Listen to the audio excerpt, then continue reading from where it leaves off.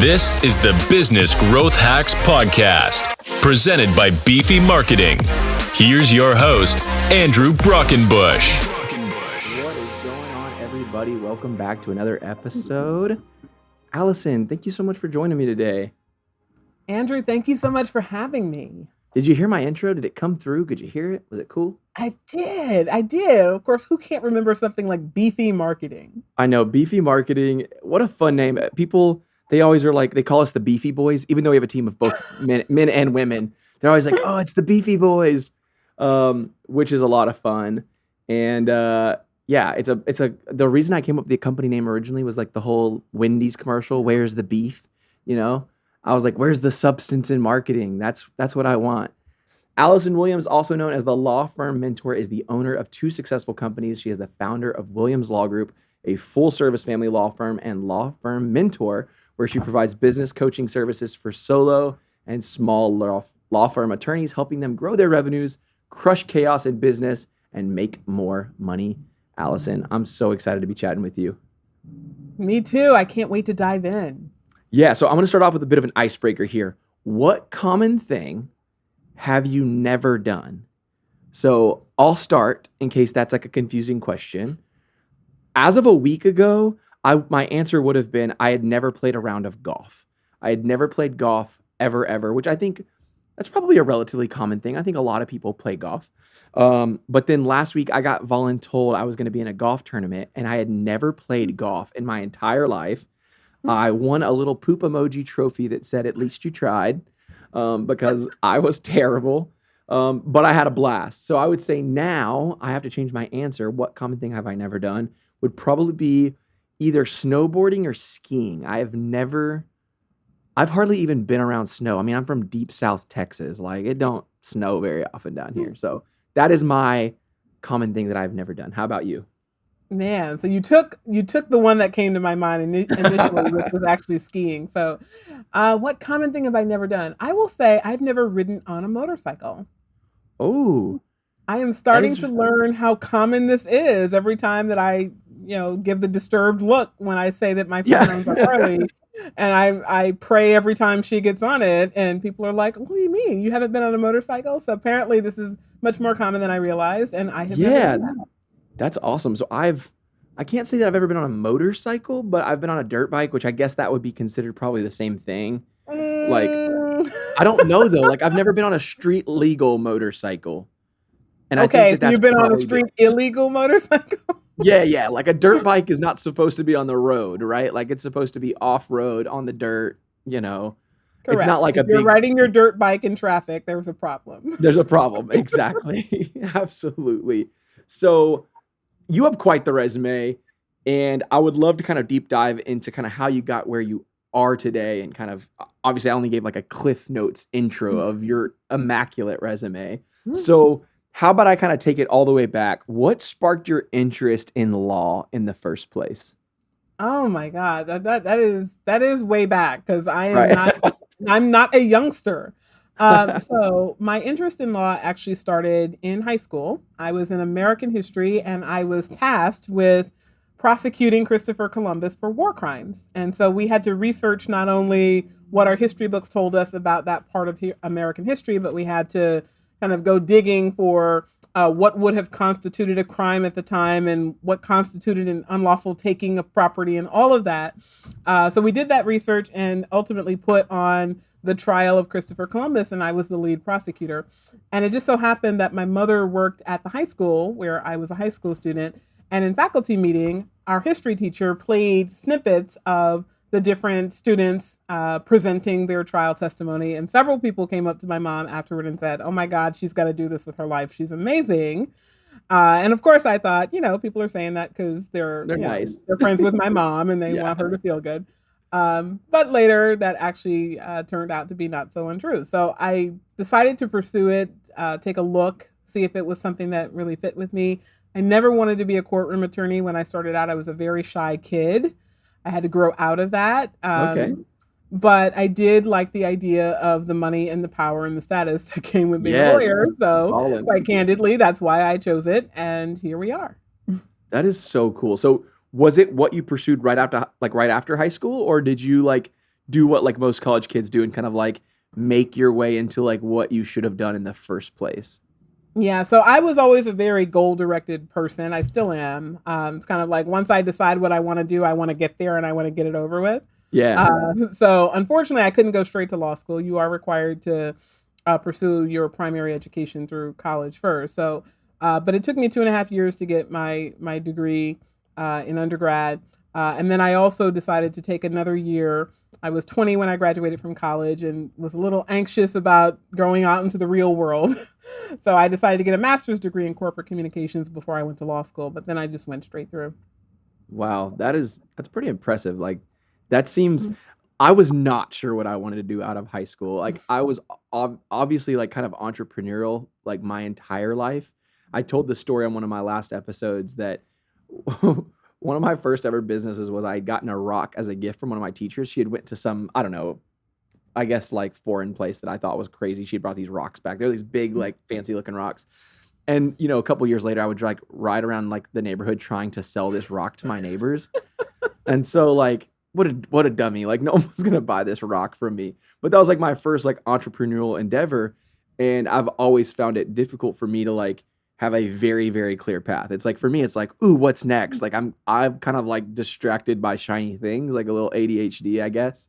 So it's always interesting to talk to people like yourself who've got like a lot more like focus. Like what you're gonna do and you did it. And not only that, you've had a lot of success. You won Law Firm 500 award. You ranked 14th in fastest growing law firms in America. You're a Stevie Award finalist for Female Entrepreneur of the Year in 2017, along with a number of other awards. Like when I saw your one sheet, I was like, dang, like she's killing it. Like this is incredible.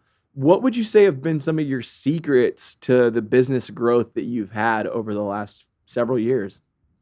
Yeah. So when I started out as a law firm owner, I started my law firm in 2013 with a partner, and that was a very poor choice, but luckily it ended quickly and amicably.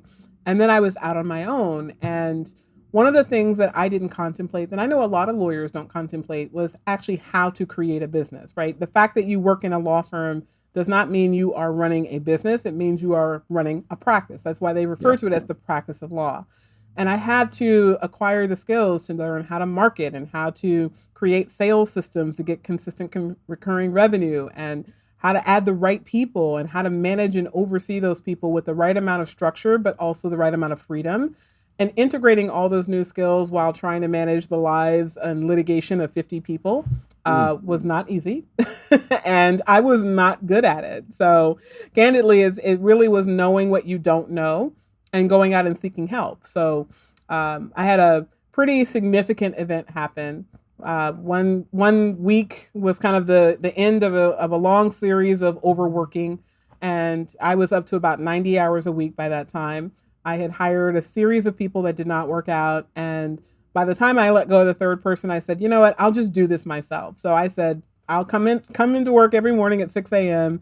and I'll be a secretary until 8, and then a lawyer until 6, and then a secretary again until 9, and I'll go home and I'll rinse and repeat that. And I did that for several weeks, and the work just kept coming because I was also marketing all the time. So Yeah.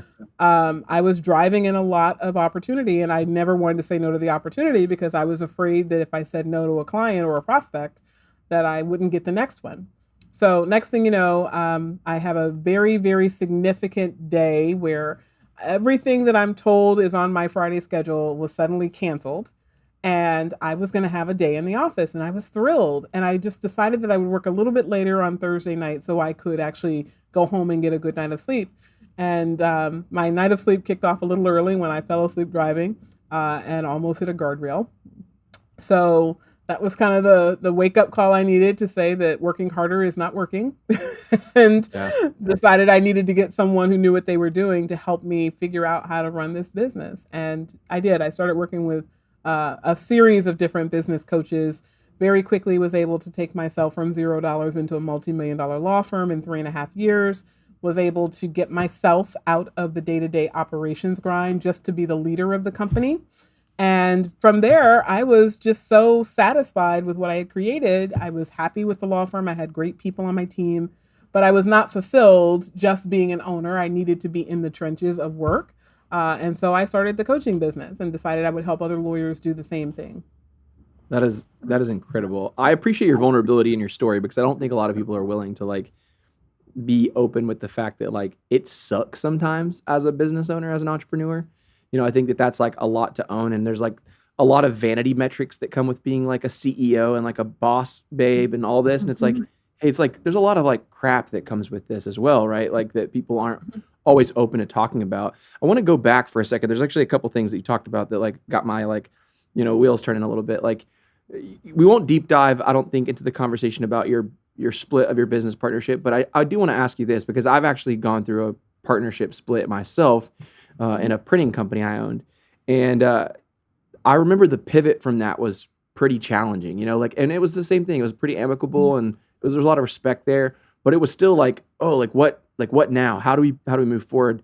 How did you handle that? What was that like for you? So, because my partner and I have mended fences, I won't go into too much of the lead up. I'll Yeah, just say that for sure. Yeah. there was a moment in time where there was kind of a nasty blow up, and then very, very quickly we both kind of got a hold of ourselves. Now, I will say I threatened to sue, which Yeah, was fair. part of what helped us get a hold of ourselves. For But we sure. got Yeah. we kind of we had the moment, and then we kind of said, "What are we doing here?" Neither one of us wants it to get nasty because neither one of us are conflict driven people. Even though we Yeah. can fight for others, we don't want to fight each other. So Exactly. Yeah. we called my accountant, and which was our accountant, and told him what was going on, and he said, "All right, let me come and help you." And on Friday, literally over pizza, over about a 6 to 7 hour time period, we sat down and literally on a napkin, the functional equivalent of a napkin, divided everything. Where are the clients going? Where's the money going? Who gets what assets? Who gets what property? How do we disengage ourselves from our contracts? We literally just divorced ourselves in one day. And it was Wow. more about, like, we both kind of had a finish line in mind of, this is not working, but we need to separate ourselves in a way that makes us both whole. So it Sure. wasn't necessarily I'm entitled to this and you're entitled to that Yeah. conversation. It was how do we both make sure that we're going to be able to pay our bills, that we're going to be able to keep our reputations, that we're going to be able to serve our clients, and that we're going to be able to keep going after this. And Yeah. when you approach it from that perspective, even though I recognize as a divorce attorney, it is very hard to approach Yeah. it from that perspective. But when you approach it from that perspective, that the idea of getting over it and getting on with your life is more important than being right or getting what you're due, it becomes a lot easier to answer the question, how are we going to both be made whole? So we ask that question with everything, right? How are we going to be made whole with dividing up the clients? How are we going to be made whole with the money in the trust account? How are we going to be made whole with the chairs, with the glasses, with the Yeah. with the office supply account?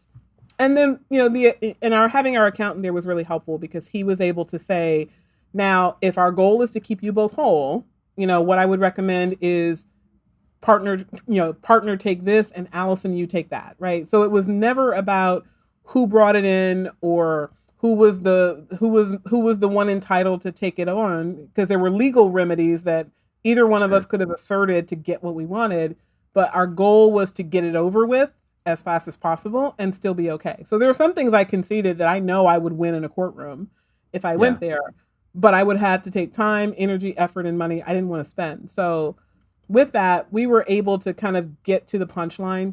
And then the challenging part was really that we had a lease, and our lease was not written very well by our landlord. Oh So it goodness. was very easy to approach our landlord and say, listen, Allison is going to enter into a new lease with the same terms, and partner is going to enter into a new lease with comparable terms in a different part of the building. We actually stayed in the same building Oh together wow. on different floors. And because I had more of the people staying with me, I needed the space that we had, and my For partner sure. went to a smaller space. But, we were able to work that out. And the great thing about that was, since we knew we were going to have to see each other, we kind of had to get to a place of, peace with what we were deciding. And once we made that decision, the next pivot was really just keeping ourselves going. So it was kind of like we had a month where we were technically in the same office suite before the dissolution formally happened and Oh, before we wow. went to, and that was very uncomfortable. And Yeah, if I for sure. give A any little awkward. advice to Yeah. anyone in the future, I would say just give yourself the psychological piece of one of you exits, one of you goes and works in your home, or you split time, one of you works, 8 to noon and the other one works noon to 4 or whatever, Yeah. so that you don't have to have that tension in the air, because that was very uncomfortable and very unfortunate. But Yeah. outside of that, it was a relatively amicable, seamless process. Yeah, no, I think that honestly that again, it's like one of those areas that people don't talk about that. Like a lot of business partnerships go wrong and you Mhm. hear a lot of like nightmares and like horror stories around that. So it's obviously, admirable that you guys handled it in a very respectable way. But it's also interesting to just like have like the context around like, hey, like it's not always like an easy journey. And it just goes to show how important having counsel and having like mediators, if you will, in Mhm. your court sometimes can really help the situation, right? Like when it's just me and someone who I've got conflict with going at it, like there's no end in sight. Like we're just too involved passionately, emotionally to like just look at it with like a clear perspective of just like, hey, here's what we're looking at. And so like it was really great that you were able to pull from your accountant to help you guys out with that. Um, Yeah. and that kind of leads me to like my next question. You mentioned like that night you kind of had your wake up call when you almost hit the guardrail that like you couldn't do it all by yourself, right? Like working harder wasn't necessarily working smarter. It wasn't necessarily being successful, Mhm. right? It was just a lot of work and you needed help. I think for a lot of people in their journey, when it comes to like hiring someone, whether it's a new employee or if it's a contractor or in your case, consultants, it can be really scary to make that first hire, to take that leap of faith, right? How, financially, maybe you were able to do that and it wasn't scary, but like, how did you handle making that first call, that first hire for a consultant to help you get out of that rut you were in? Yeah. Well, I will say this. So, first of all, no matter how much money you have, how you feel about money is always going to be the part that's going to inform your fear. So, ironically, I tell people this all the time, and it still amazes people when I share it, but I didn't have a lack of money when I went out on my own. When I left my law firm as an employee, I was generating about $500,000 a year on my reputation alone. So I didn't have to have a website right away. I didn't have to generate clients right away. Clients were being referred to me more than I could handle. That's part of the reason why I ultimately left. I said, you need to hire someone to help me service these clients because I don't want to stop taking them and I don't want to commit malpractice or ruin my reputation because I can't get to all the work. So I didn't have that problem. I didn't have that tactical problem, but I did have the mindset problem. I did have a extraordinary fear of spending money. And I don't want to tell you that I overcame it. I want to tell you that the shock and terror of almost dying was larger than the shock and fear of spending money on this particular service. And that's almost always going to be the case. There's always going to be some fear of what you're doing, especially when it comes time to spend money, right? People will always have a fear of what if I spend this money and I don't get my return? Or what if I spend this money and I don't make it back, or I don't know how to, live without it, or I'm not able to generate more clients, I can't pay for it in the future. And the answer is always going to be that you have to desire the thing you're spending money on greater than the value of having the false security of having money in the bank. Because if you Yeah, ask any of Bernie Madoff's victims, they will tell you money in the bank is not security. It's perceived security, but it can be gone, right? that's right. The only thing that you're ever going to have true security in is what you alone are capable of doing. You have to develop that in order to know that whether you spend $1 million or $1.50, you will always be okay if you recognize and tap into your own resilience. So that was pretty much where I was. I almost died in that accident, and I was terrified. So when someone said to me, I can help you and it's going to cost you 30 grand a year, I said, okay, I don't care if I have to eat beanies and weenies. I don't care if I don't eat 1 month. I don't care if I have to live in my office and not have a townhouse. I don't care. I have to do this because what happened to me or what almost happened to me was greater than the risk that I would incur by not making the sale or not buying. And 100%. frankly, as somebody who, I've already I told you kind of this particular tragedy of my life. Two of the things that preceded it was that at one point in my life, I went through a very severe depression and started taking psychotropic medications by a psychiatrist, precipitously stopped them, and I became suicidal. So that's a part of my history. And I also used to medicate my emotions with alcohol, and I became an alcoholic. And I also had to get into recovery, and that's a part of my history. And both Wow. of those things predated my becoming a business owner. So I was a little bit used to trauma. I had kind of put Yeah. myself through my own little ringer of traumatic events. And by this time that this near-death accident happened, I had already decided that I was going to do whatever I needed to do to stay on earth because God spared me from my demons before. I'm here for a reason. I didn't know what it was at that time, but I knew I needed to be here. So I said, all right, this time I almost died. I've got to do whatever it takes to not do that again. Yeah. And this was kind of if I have to just spend money, I don't care if I'm impoverished, and thankfully I wasn't and never became. I ultimately became very successful. But the journey to becoming successful was about really stepping into it because I felt I had to. Yeah. I feel like we could have a whole other podcast about some of your before the making of today's podcast episode, which is just fascinating. The other podcast that I host and produce is called Team Never Quit, and it's all about people overcoming adversity, sharing their greatest never quit stories. And so it sounds like you've got quite the never quit story, which is just fascinating. So something that, I'm kind of taking away from this, and like I know as a business owner, one of the biggest challenges I've faced as a business owner, as an entrepreneur, is hiring people. Again, whether it's an employee, a contractor, it doesn't matter. Like hiring is scary. And again, it's like that fear is usually tied or associated to money or monetizations. But I think in general, it's beyond that too. It's like, am I hiring the right person for the job? Am I hiring people that will be a culture fit? Will they get the job done? Can I count on that person? And so I wanted to ask you, what are some of the top characteristics that you look for when you're making a hire in your business or when you're giving advice to the other people that you mentor? Yeah. So I love the topic of hiring because there's so much you can learn about yourself and evolve in yourself when you're hiring another person because you have to confront so many things about what you're trying to create, right? So one of the things that I teach our clients about hiring is that you always have to be looking for attitude, aptitude, and fit, right? So the attitude is pretty easy. Most people know that they want somebody who is dedicated to the work that you're doing, not just there for the paycheck, somebody who is a team player or not. Sometimes you're looking for somebody who's a very significant individualist, depending on the type of role they're going to occupy. So you have to be thinking about what are going to be the success attributes of the culture, as well as the role that you are trying to hire for. Then the aptitude. The aptitude is where a lot of people go and they don't go far enough.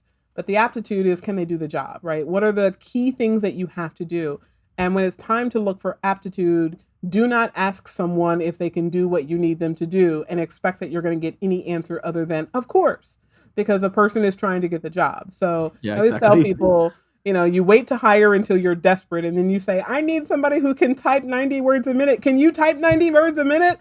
Oh, sure. Of course I can. Hire. Great. You sound perfect, right? And then, of course, when the person comes in and they type 30 words a minute, you're like, well, but you told me you could type 90 words a minute. They're like, well, I can. And then they're trying to justify ex post facto. So to avoid that, you have to learn the art of behavioral interviewing. You have to ask people to give you an example of when they were able to demonstrate the particular activity. And then you have to actually put them through demonstrating the activity in the interview. So whenever I hire someone, they are put to the task of whatever they're going to be asked to do in the interview. If you're going to be my receptionist, we're going to play role play, and I'm going to start giving some of the aggressive people on the phone, some of the marketers that want to get through, some of the not so pleasant salespeople, some of the people calling to pay their bills, some people that are very emotional, some people that are very angry, because you're going to encounter that, right? So how do you handle that on the fly, on the cuff, with no practice and no time to prepare, is going to show me a lot of what you're going to be able to do instinctually as to whether or not I can train and coach and develop you into being superior at it in the office. And then finally, the fit, right? The cultural fit.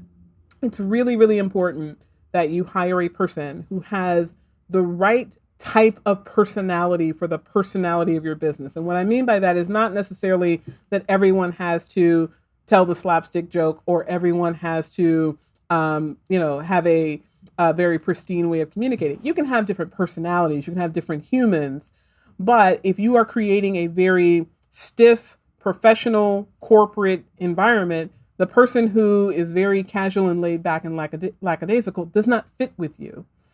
Or if you are a jeans and t-shirt person and you want everybody to come into the office and have beer after work on Fridays, you don't want to bring in the person who's not comfortable leaving a very stiff suit or, clutching grandma's pearls when they are coming to work. You Yeah. have to make sure that you're bringing people that fit with what you are bringing. And that's not just fit in terms of personality, that's also fit in terms of how they like to work, right? The person who is aggressively pursuing their goals and really wants to rise to the top of the stratosphere and wants their name on the building is not going to be the same type of person who wants to have work-life balance and to go home every day at 5 o'clock. There's nothing wrong with either of those, but you have to decide what you want and make sure that you either carve out a space for both of them or that you choose.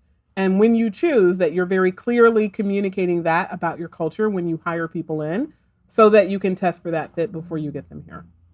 100%. Yeah, that is all great advice. So I used to work for Apple. So like prior to owning a marketing agency, I worked for Apple. I was a corporate sales trainer. I would do grand openings and train. And like, that is exactly like, that's Apple. Like you're like making me nerd out because it's like Apple talk, right? Like that's so important, even as a business owner now, I've struggled with that. It's like, okay, I think you're a culture fit, but I'm not sure because like you have your own unique personality. And like you, to some extent, you have to take a risk sometimes. Like it's not always going to be black and white, like exactly what it's supposed to be. There's no guide to being a business owner, truly, But I think there are things, like you said, if you can kind of take a behavioral approach and really understand how they're going to fit into that situation. And then also, I think, be willing to, I wouldn't say compromise, but I mean, I guess kind of compromise in the sense that like you have to be adaptable and flexible with the people that you work with, right? Because I don't want everybody to fit the same mold, or we wouldn't be a unique organization. We wouldn't have the ability to shine in our unique talents and abilities and our passions. And that's something I've really learned over the years is just, hey, like trust your experts is what I always tell my clients. Like trust your experts. Like Right. they do what they do because they do what they do. So what is your, okay, so one thing you said that like scares me, but I love is like everyone waits to hire someone until it's like code red, right? It's like, oh God, what are we going to do? We got to hire someone. And now you're figuring out the numbers and you're rushing the interview process. When is the right time to hire someone? What is your advice for people out there who are looking to hire their first employee or maybe their 100th employee? So I very literally translate this into a numerical metric for law firm owners. And I imagine that it is similarly available to be done in any type of business. You have to think about how much work you have available. And then essentially when you get to 25% of the total amount of work that you have available that you are able to get to on a regular basis, that's when it's time for you to hire someone. So in other words, when you think 75% of the things that are on my plate right now could go to someone else and I would still be busy, that's when you need to get the person in the door. Because almost invariably with legal work, there are ways to expand your work. And by expand your work, I don't mean to find ways to bill people for more work. I mean that almost invariably there is a range of activity that is the mandatory necessary in order to ethically handle a legal file. But then there's that other part of the experience of representing someone that's gravy, right? Whether you choose to send an FYI email or you choose to get on the phone or you choose to bring someone in to talk about the ramifications of what you're communicating, each of those has a quantifiable value. Each of those meets the minimum standard of due diligence as an attorney, but one of them is the superior customer service experience, and that is bringing the person in to really explain things and go through and let them ask questions. Lawyers don't always have time for that, right? So if I know that I got to get this person the information they need because I got to move on to the next person or the next lease to negotiate or the next office supply to order or the next person to interview, I might not do all that I can do. I might do enough, but it might not be the best for the client. And so when you start thinking about your business as a customer service conduit, like how can I give the best service to the person so that they don't just pay me for doing work, but they are actually pleased to pay for a great service that they got. They feel that they were counseled and cared for through a difficult time in their life. That is when you start to see that you have ample opportunity to do a lot more work than you're doing. But most of us, we're so busy doing the strategy and the tactical, we're racing to get all of the little stuff done, that the big stuff, like managing the relationship, taking care of the client, meeting expectations, keeping a client happy, all of those things that generate more clients naturally and organically, those things go to the wayside. So when you start looking at how to monetize those things and you see that you aren't touching those things, you really have the availability of hiring someone far before you think you do. And this is one thing I always tell my clients, nothing creates hustle like hungry. So as soon as you bring someone through the door and you know you got a mouth to feed, you will miraculously get off your ass and get to work, right? Absolutely. And so it's the same thing with parenting, right? There's no great time to have a kid, except when the kid is here, suddenly you have the ability to feed the kid. That's Why? exactly right. Because the kid has to eat whether you have figured out your life plan or not. I don't care if you have to go work at McDonald's at that point. I don't care if you have to pick up trash on the side of the road. The kid has to eat, so you figure it out. It's the same thing about being a business owner, but so many of us are so afraid to do the work. We're so afraid of being in a state of lack where we won't have enough for ourselves that we hoard it all to ourselves and are afraid to bring people in. And then we think, okay, I'm going to make more profit if I have a smaller business. And that is technically true, but I would rather have 85% of a $500,000 business than 100% of a $200,000 business. And that's where the ignorance sets in around not choosing to bring people in. So you've got to make that decision before you're comfortable. And there's no other way to do it than just to do it. Yeah, I tell people the same thing who are going into entrepreneurship for the very first time, right? It's like there's no time, like there's never a right time to start a business, right? Like you have to do your homework, you have to do your research, you have to take that leap of faith at some point. And more importantly, like you said, like when you're hungry, you will find success because you're going to have to, right? Like there's no option. Like either you're going to make it or you're not going to make it. Excuse me. Yeah.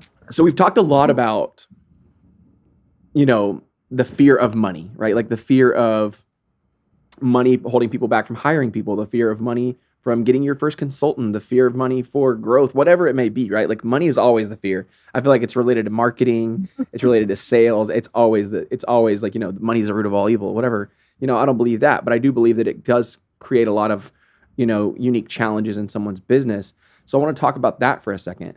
How can a small business create a marketing plan that creates consistent recurring revenue? This is like a passion topic of mine because I switched my business to a recurring revenue model, I guess 3 or 4 years ago. And it was the best thing I ever did, right? Like, I was like, I don't know why, like I've been in business as of March of next year. It'll be 10 years that I've owned this marketing agency. And it's like, why didn't I do this a long time ago? Like this, like my recurring revenue would be way higher. Yeah. And so, you know, what advice do you have for people to be able to do that, especially in your space, in the legal, you know, in the law space? Yeah. So one of the things that I highly recommend to lawyers when they start thinking about a marketing plan, kind of the eyes glaze over and there's almost like this, oh my God, you're talking calculus and I just learned how to add mindset. But it doesn't have to be hard at all. It really is very simple when you think about it. What you really want to do is you want to create different funnels of ways for you to get clients. So that can be networking, that can be digital marketing online, that can be billboards, that can be trade shows, that can be one-to-one networking, lots of different avenues for you to drive clients in. And for each of those different funnels, you have to know your numbers, right? You have to know how many impressions that you need, i.e. how many eyes on your marketing message are ultimately going to result from that activity. You have to know how many leads are within those impressions, right? So I can have 10,000 people see my billboard, but if only 100 of those people are viable humans that need the service that I offer, then the 100 is the number that matters to you, right? And then of those leads, you have to know how many are viable. So there could be people that call your law firm and want you to represent them, but you might not be inclined to represent them, right? Classic example, criminal defense client calls up and says, I've been charged with murder. Can you help me? And you say, tell me a little bit more about that. And they say, I've got trial on Monday and today is Friday. You're probably not inclined to jump into that, right? Because most people would say, I can't ethically prepare on such short notice. So that person's not viable, even though they are a lead. They need you, but you don't want to give them your service. Then, of course, you have to think about the bottom half of your funnel, which is really your sales portion, right? So how many people are scheduling an appointment? What is the percentage of people that call that schedule? What is the percentage of people that schedule that actually show up? And then finally, how many of those that show up will become paying clients? What's your conversion rate on sales? So you need those numbers for each of your different funnels. And when you have those numbers, you can then predict, here are the number of people I am likely to generate off of each of my funnels. I've got, let's say, 5 different funnels. Each of them is going to have different numbers. I'm going to have a certain projected number of clients from each of them. And then if I know how much the average case value is for each case I sell, right? If a client is a $10,000 case, and I know that each funnel is going to get me 5 clients, then I've got 5 clients at $10,000 each. That's $50,000 per funnel. And I've got 5 funnels. That's $250,000, right? So the numbers then make your plan. Now, from those, you have to think about how you're going to actually generate the clients through your funnel. So if I go to a networking event and I know there's 100 people there, I've got 100 impressions, 100 people that are going to consume my marketing message. But maybe out of the leads, the referral relationships I can create there, there's a small number, right? And maybe those are some very powerful, impactful relationships. Maybe every person that John the accountant refers me is going to convert into a client, and my sales numbers are through the roof, right? Maybe I convert 75% of those. But if I've got digital marketing, maybe my marketing message is not dialed in yet, right? Maybe I'm only going to convert 30% of those people who call my office, but maybe those clients are going to convert at a higher price point, right? So you have to get intimately connected with the numbers that are going to drive your success. But once you have those funnels and you start working those funnels, the real key to having a recurring revenue model law firm is to make sure that you have activity on your schedule every single week that is going to lead to, of those funnels, the number of prospects that you need to convert into the number of paying clients that you require for the revenue.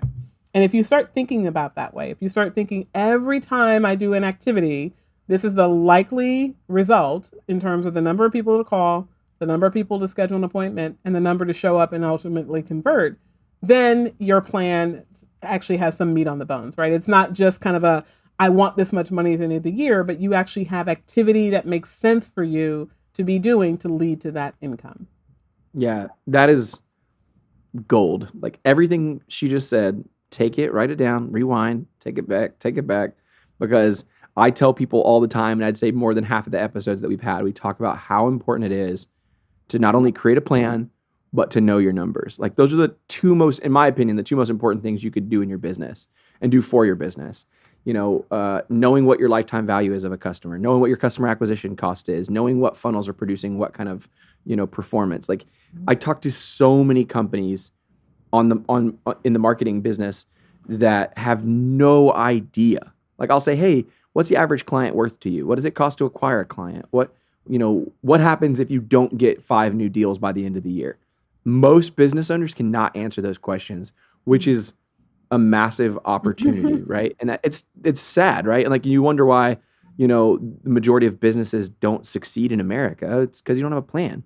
Like, and to some extent, you're trying to wing it. Like I think we all are winging it to some extent, but that doesn't mean you can't have a plan, right? Because we're a business growth hacks podcast, I have to ask you some questions that I think any of our lawyers in our audience would probably like to know. What would you say are some of the best ways to convert more clients over the competition, right? In y'all's industry, competition is crazy. Like it is cutthroat. People are spending a lot of money.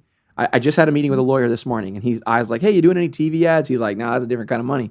He's like, that's a different kind of money that I'm not spending, So what are some of the things that you have done or you've seen to be successful in your business to win over clients from your competitors? Yeah. So, I mean, the one thing that I think we always need to start with that most lawyers neglect is really your ideal client avatar. So I think a lot of people just kind of blast out hi, I am a lawyer that does X and I can help you. We care about our clients here. You're never going to be just a number. We're going to answer all of your phone calls. And I hate to put it this way, but nobody really gives a shit about that, right? Mm-hmm. They presume those things to be true by virtue of you being in business. The fact that you might not return a phone call is not something they're thinking about when they're choosing you over someone else. They really need to hear what it is about you that makes you uniquely suited to help them. And some of that goes to the psychographics of an avatar, right? How do these people think? Are these the soccer moms that are very conservative that are at the country club? Or are these your stay-at-home dads who are displaced from the workforce who used to work on Wall Street, right? Are they politically conservative or liberal? Are they religious or not? Are they hanging out at the mall on the weekends, or are they workaholics that are kind of chomping away at the computer because they've been homeschooling their kids during the pandemic, right? Who are these people? And you really have to get really clear on who they are, and you have to get really clear on who you are. So I always take my clients through an exercise of like, think through who was the person that you represented that just kind of lit you on fire, right? They were the kind of person that you love to fight for. You love to get them a great result. You enjoyed talking to them. You liked the issues in their case. It was sexy and rewarding and fun for you.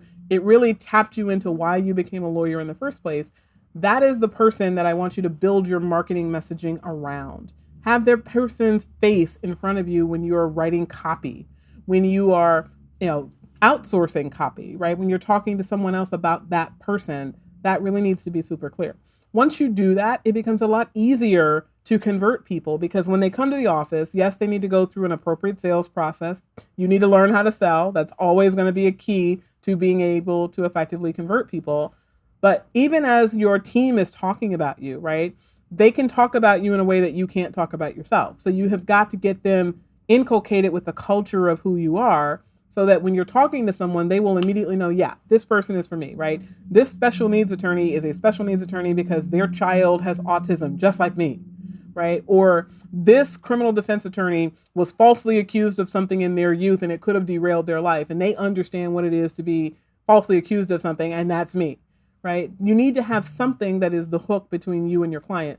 And then around that, of course, you need to build in kind of your unique selling advantage, right? Your unique competitive advantage. Like, what is it about you that differentiates you? So if you've won awards, tell your clients, right? If the awards that you are boasting about on your website are not the ones that you can buy for $250, but the awards that the Bar Association only gives out once a year, tell somebody about it. If you are involved in certain organizations that have a spiritual connection and that's something that is unique to you as a person, tell somebody about it. And when you start marrying your story and who you are with the ideal person, the person that really connected with that, it becomes a lot easier to sell. You're not selling at that point, you're more transacting because they've made up their mind on you before they get there, which is more than half the battle. And then your sales conversation just guides them appropriately right on over the threshold. Yeah, dialing in your customer persona, your customer avatar. Anytime we do a branding job for a client, like that's step one. Like, we're not talking about logos that you like and colors you like, fonts you like, until we've decided what that is. And we even tell our clients to like name that person. Like, when you're making decisions as a business, when y'all are all sitting around a conference table talking about, what you're about to do for an event or what you're about to do for a new marketing effort or initiative, you should be talking about that person as if they're a customer sitting in the room or a customer you work with on a regular basis, so that you can really speak to their challenges, their pain points, their desires, their everything, right? And so that obviously is, you're like speaking my language because I'm like a marketing, nerd. And so I really love that. And I think that it really shapes to your entire content strategy, from social content to blogs and search engine optimization, like all the fun marketing things that we do. That kind of like brings me to this like idea that, in the inbound marketing strategy, we talk about lead magnets a lot, free resources that people can get in exchange for info. And I was on your website and I noticed that you guys have some pretty incredible resources on your site. You've got a few different worksheets, things like that. Why do you offer these resources for free? What is the value in that for your customers? Well, I mean, it really goes to what we were just talking about, which is the ideal client, right? So, here at Law Firm Mentor, we are very particular about who we allow into our community, because we don't just have one-to-one relationships. All of our clients will work with all of our coaches. There's a total of 5 of us on the team. We all have particularized expertise. And when you work with our team, you come into a container to do that. And so that means the people who are already my clients, the people who I already have a contractual, moral, ethical relationship with, they have a certain expectation of having a positive experience. And if you come in with a shitty attitude, or if you simply don't have the need that we service, and thus you're going to be unhappy or unable to take advantage of what we offer, that doesn't benefit anyone. It doesn't benefit you, it doesn't benefit us, and it doesn't benefit the other clients that I have. So we want people to know the general nature of what we offer, right? Part of it is education. We're helping you to see the value that you'd get working with us. Part of it is making sure that you have the types of problems that we help people with, right? If somebody comes in and says, my problem is that I need a complete overhaul of my brand strategy, I would tell them that is certainly a part of a comprehensive marketing plan. We help you with the marketing plan. We don't help you to rebrand yourself. We would refer you out for that. And we would tell you, you need to work with someone, and here are some ways that you can make sure that that person or team is the right team for you, right? But we want people to know what they're getting in for. And frankly, we want them to know how superior is the talent and the capabilities of our team here. And you can really see that through the free trainings and the information that we give.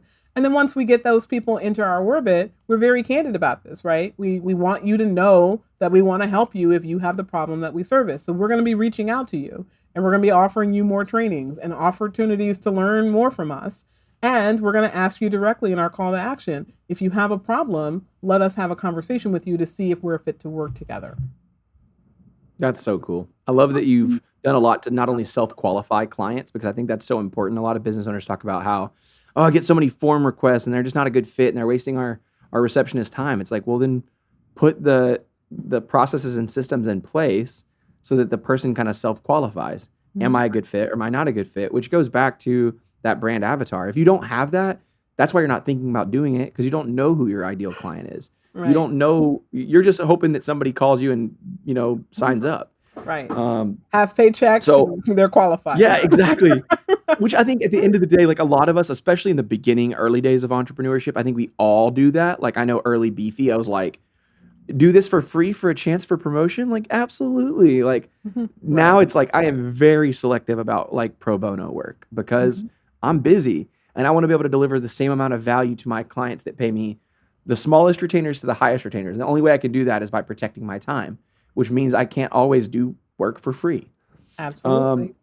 Well, we're kind of at a great place to wrap up. I think you could provide so much more value to our audience. And so I think that this is kind of a perfect time to give you the chance to do a little, shameless plug action. But I'm going to ask you one question before I get you into that. What is your favorite episode of your own podcast, Crushing Chaos with Law Firm Mentor? What is your favorite episode? If somebody had to go to the podcast right now and listen to one episode, can you think of one off the top of your head? If not, I'll let you send it to me and I can drop it in the show notes at the end for people to check out. Okay, so I feel like completely caught off guard by this because like who thinks about that, right? What kind of narcissist would have their own favorite kind of narcissist of their own podcast? Let me tell you. No. But, all right, so if I have to think about it, I did a podcast called How to Be Decisive.